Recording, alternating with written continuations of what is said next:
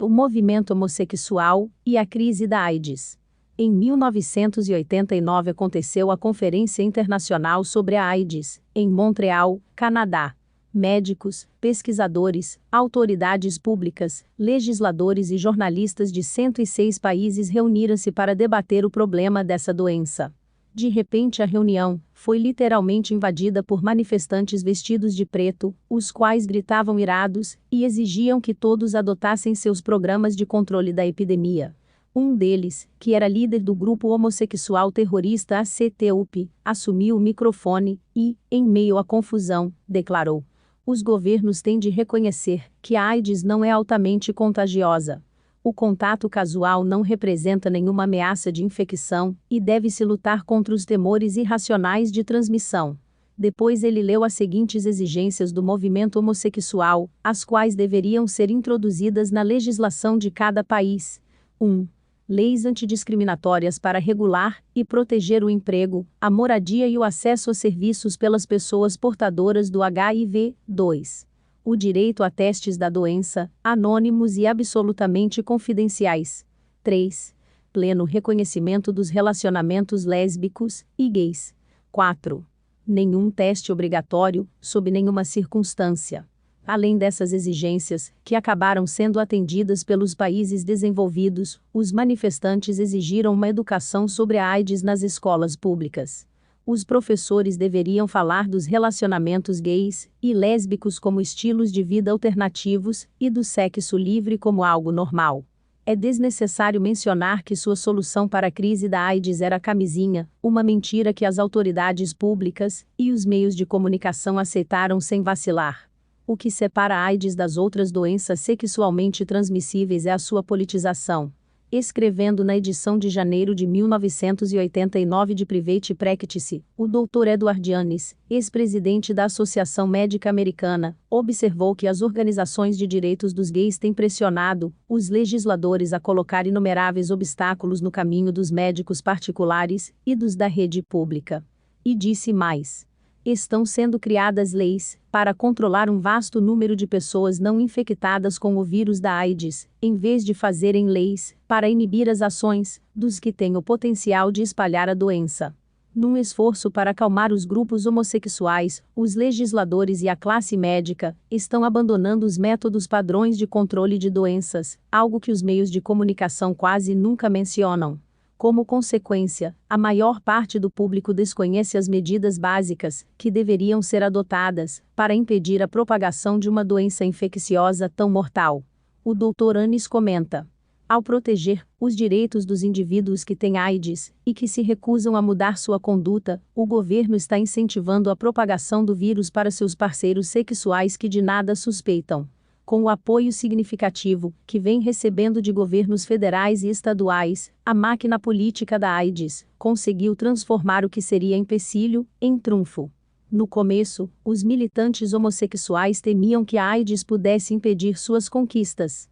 Mas, contrariando todas as expectativas, ela tem sido usada com sucesso para realizar os mais espantosos avanços.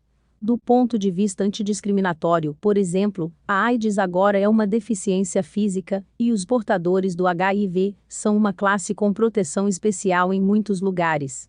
Em meio a esse clima político, é muito difícil dizer a verdade sobre as práticas sexuais dos homossexuais, sobre a AIDS e sobre a melhor maneira de impedir a propagação dessa grave doença.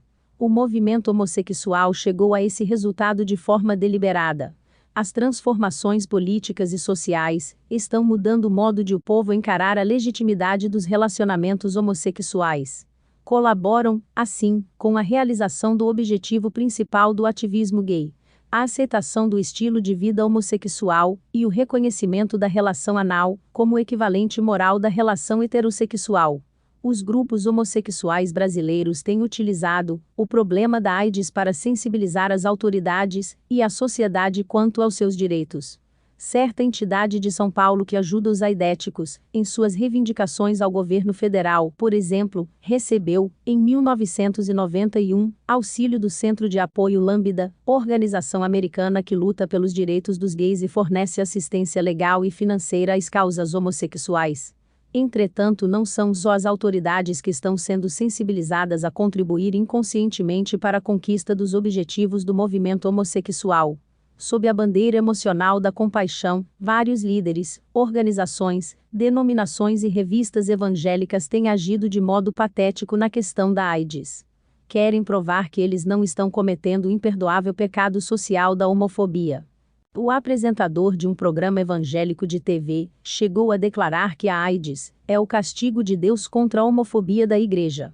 O termo homofobia é um epíteto carregado de conotações políticas. Reflete o conceito psiquiátrico revisionista de que os homossexuais não são pessoas psicologicamente desajustadas. Disse agora que os heterossexuais que rejeitam essa perversão sexual sofrem de uma fobia, um medo neurótico e irracional. Aos olhos do lobby homossexual, os heterossexuais que demonstram homofobia são emocionalmente doentes e precisam de tratamento. Portanto, toda vez que algum grupo, inclusive os religiosos, afirmam se opor à homofobia estão, intencionalmente ou não, ajudando a promover a ideologia gay. Muitos crentes e líderes evangélicos têm se juntado ao coro social, que declara que a discriminação ao portador do HIV é o obstáculo número 1 ao combate à AIDS. Ao fazerem isso, tornam-se o que Stalin chamava de idiotas úteis. Passam a ajudar diretamente os grupos homossexuais, que usam a AIDS como arma de guerra política. E é o que de fato tem ocorrido. Enquanto muitos cristãos estavam tentando sinceramente demonstrar compaixão, os ativistas gays conseguiram manobrar habilmente a questão da AIDS, para modificar a legislação da sociedade. Agora as igrejas, empresas e escolas que ousarem discriminar ou incomodar verbalmente homossexuais portadores do HIV, ou homossexuais que pertencem ao grupo de risco da AIDS, acham-se ameaçadas de sofrer um feroz processo judicial. Quando uma funcionária de creche, ou um professor anuncia que tem um amante homossexual, e que este contraiu o vírus da AIDS, ela ou ele tem de deixar claro que seu parceiro é portador de deficiência física, o que lhe vale direitos especiais de proteção perante a lei. Em sua manipulação eficiente do problema da AIDS, os ativistas homossexuais estão conseguindo conquistar direitos especiais, e até contestar as leis contra a sodomia. Isso lhes seria impossível alguns anos atrás. O que mais eles poderão obter daqui em diante? Talvez o que for revelado a seguir dê ao leitor uma ideia do que poderá vir. No Boletim Notícias da Comunidade Gay, um artigo escrito por Michael Swift, que se proclama revolucionário gay, profetizou: "Nós sodomizaremos seus filhos, todas as leis que proíbem atividade homossexual serão revogadas, todas as igrejas que nos condenam serão fechadas. Tremam, porcos heterossexuais, quando aparecermos diante de vocês, sem máscara." Com a crise da AIDS, muitos heterossexuais têm realmente motivos de sobra para tremer diante deles. Desde os primeiros casos da doença, os grupos gays militantes conseguiram a proibição de testes obrigatórios, mobilizando as autoridades para isso. Tais testes poderiam detectar quais os indivíduos que estavam infectados e exigir das autoridades médicas medidas apropriadas para impedir que a AIDS se tornasse uma epidemia. O problema é que a maioria esmagadora dos aidéticos era gay e, de acordo com o Dr. Paul Cameron, eles tinham medo de ser isolados e perder seus vastos contatos sexuais com pessoas não infectadas. A mensagem que o público recebia acerca da AIDS no começo era espantosamente contraditória. Por um lado, noticiavam que a AIDS não era uma doença gay já, que era causada por um vírus contagioso, que podia infectar qualquer um, homossexual ou não. Por outro, qualquer médico que tentasse isolar um aidético, deixando de quarentena, seria perseguido, processado e condenado pelo movimento homossexual. Eles entendiam que tratar a AIDS, como um problema de saúde pública qualquer, era um ataque disfarçado contra a liberdade sexual dos homossexuais. Hoje, por causa da crise da AIDS, aumenta o número de pessoas, de indivíduos que afirmam crer na Bíblia e tê-la como único padrão de fé e prática, que estão pedindo que as igrejas cristãs reconsiderem sua atitude para com o homossexualismo. Já propuseram, por exemplo, que a Igreja Metodista Unida dos Estados Unidos abandonasse sua posição tradicional de ver a orientação ou a prática homossexual como algo incompatível com o ensino cristão. Aliás, a maioria dos membros de uma comissão especial dessa denominação declarou que o atual conhecimento científico, filosófico e teológico não oferece uma base satisfatória sobre a qual a Igreja possa se firmar responsavelmente para condenar todas as práticas homossexuais. Isso ocorreu em 1991. Depois dessa abertura para com o homossexualismo, pastoras dessa denominação editaram, em 1993, um livro sobre a AIDS. Nessa publicação ensinam os adolescentes a usar a camisinha e fornecem números de telefones de grupos gays para que eles obtenham orientação sobre saúde. Assim, os jovens são colocados em contato direto com ativistas homossexuais. É fácil ver que a crise da AIDS tornou-se um instrumento eficiente para introduzir os planos do movimento homossexual nas escolas públicas e nas campanhas de educação aos adolescentes. Tudo em nome da saúde. Embora nossos filhos não estejam ainda sendo fisicamente sodomizados, conforme previa aquela profecia, vamos abrir os olhos. Há muito tempo eles estão sendo psicologicamente sodomizados pelas propagandas de prevenção à AIDS, que dão ênfase ao sexo seguro. Suplemento especial às vítimas do movimento homossexual. Intolerância para com uma cristã. Ser cristã e crer que o homossexualismo é pecado foi o suficiente para rotular Deborah Kelly de intolerante. Ela acabou perdendo o emprego por causa de suas convicções.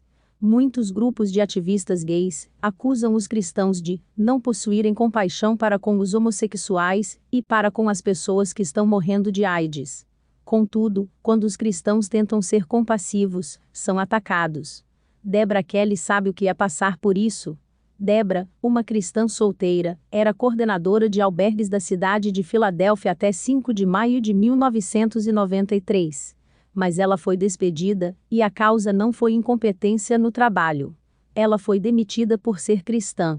Sua supervisora era uma admiradora confessa do ACTUP, um dos grupos homossexuais mais radicais e violentos dos Estados Unidos da América. Ela queixou-se da convicção de Deborah, de que o homossexualismo é pecado, e alegou que essa posição a desqualificava para sua função.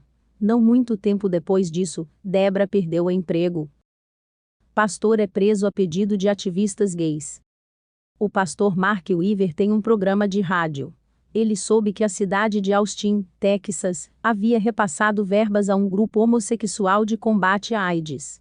Esse grupo organizou seminários financiados por impostos públicos, nos quais ensinavam como alguém podia ter relações homossexuais mais seguras e excitantes. O pastor Weaver tentou assistir a um desses encontros como observador. Embora realizados em propriedade particular, foram anunciados como abertos ao público. Contudo, o pastor Weaver foi identificado na reunião. Ele havia se tornado bem conhecido na comunidade por abrigar em sua casa homossexuais, que estavam tentando abandonar aquele estilo de vida. Mandaram que ele saísse, mas ele recusou-se. Então foi preso.